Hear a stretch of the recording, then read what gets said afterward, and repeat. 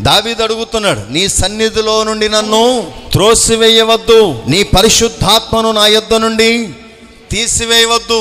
ఏమైపోతున్నాయి? ఒక శక్తి కలిగినటువంటి లేక ఒక బలమైనటువంటి అనుభవాలు చెడుతనము కలిగినటువంటి వ్యక్తిలో నుండి దేవునికి సంబంధించినటువంటి విషయాలు, ఆత్మీయతకు సంబంధించిన విషయాలు ఏమైపోతున్నాయి? దావీదు ఏమడుగుతున్నాడు చెప్పండి.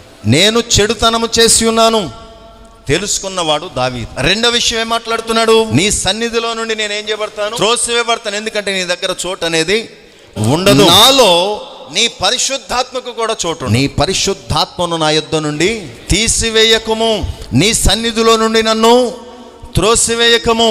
దేవుని ఆత్మ తనలోండి పోకుండా, దేవుని సన్నిధిలోని వెళ్లకుండా ఉండాలంటే ఏం కావాలంటున్నాడు?